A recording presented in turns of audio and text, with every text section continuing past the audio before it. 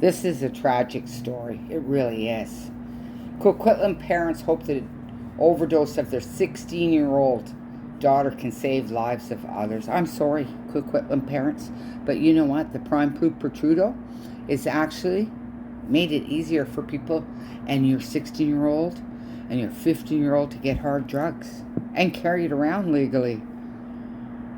It is so sad. It's very tragic. And it makes me angry inside that I know I live in a block where you can get this shit like crazy and it's legal to sell.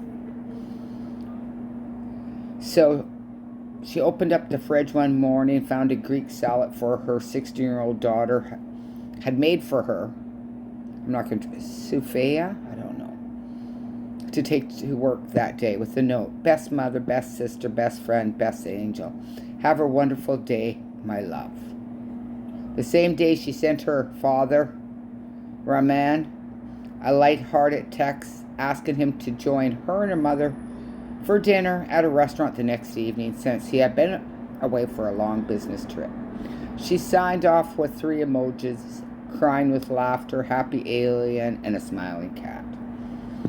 That Saturday night before bed, Sophia, who was an only child and just finished grade 10, worked part-time at McDonald's, apologized to her mother for causing stress over her occasional struggles with mental health and drug use. I was too busy at 16 having a job in my own place, so, all I could do was cannabis. I had to go to work in the morning. It was even earlier than school. So, it's just sad. Kids can't do that now. Kids at 16 can't get their own place. They can't get their own job and quit school and survive. They've made it impossible.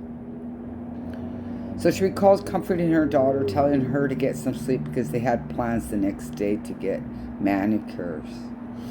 She says okay and then sends some text and says, I love you.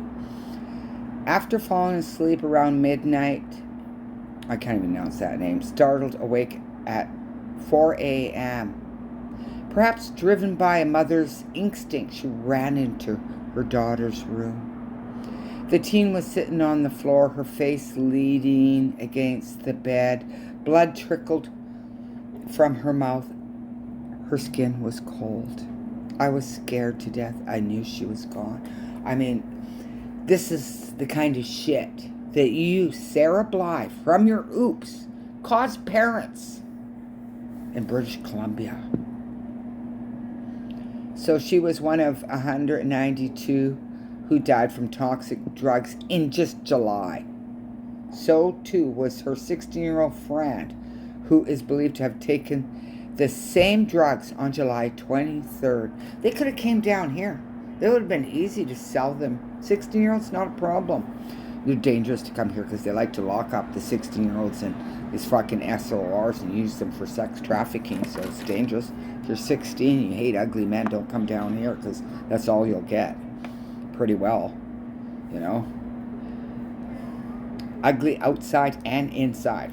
Gotta mention that. And was later found unresponsive in her Coquitlam home. An average of 6 people a day die of fatal overdose drugs due to toxic drug supply. And the government claims that that is not enough. And they're doing everything in their power to make sure that number increases. So now your kids will have easier access to hard drugs. And they'll be able to legally carry more on them. So they can share it with their friends. Our government is not on our side.